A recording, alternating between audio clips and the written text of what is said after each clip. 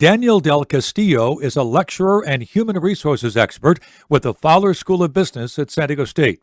He calls himself a frequent traveler in Mexico and is taking a master's degree at a U.S. accredited university in Tijuana. In our interview, he told me he's talked with a lot of the Central American immigrants who were there. The people that have come to the border, I have talked to them personally. They are people that were looking for a better job, better life. Are there bad people within those folks? Probably. There's bad people everywhere. If you walk out of LA airport, you'll find bad people everywhere. But the makeup of this group is predominantly a 20-something all the way up to maybe 40, 45. The people that made it through that 1,000-mile or to whatever 10,000-mile trip, I don't know the actual miles, but are not people that are weak. These are people that are ready to work. So the answer to your question, that without getting into the politics of whatever President Trump has said, migrant immigration has always been viewed with askance by the U.S. Let's not go very far with the Marielitos in Cuba. When Fidel Castro said, okay, you want immigrants? Here we go. And that's the Hollywood movie version of that was Scarface, that portrayed Cubans as crazed people that were coming out of the jails, and the rapists and the bad criminals were coming here. When you look at what happened to Florida, Florida's became the California of the East Coast.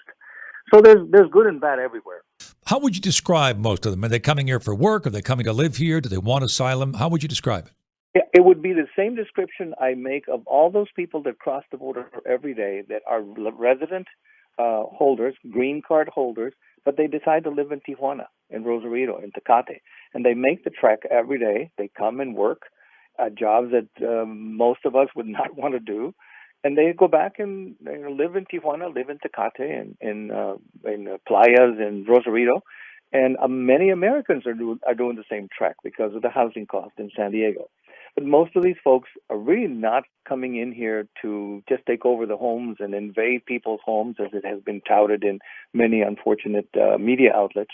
These are people that are looking for work. And as I mentioned to you earlier in our conversation, this is not an immigration issue for me. As an educator and as an HR professional, this is a supply and demand issue.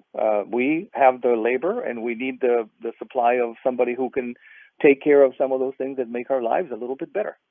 Those who support the caravan have said often over the last several weeks that these people are fleeing violence and persecution in their home countries. That's why they're leaving.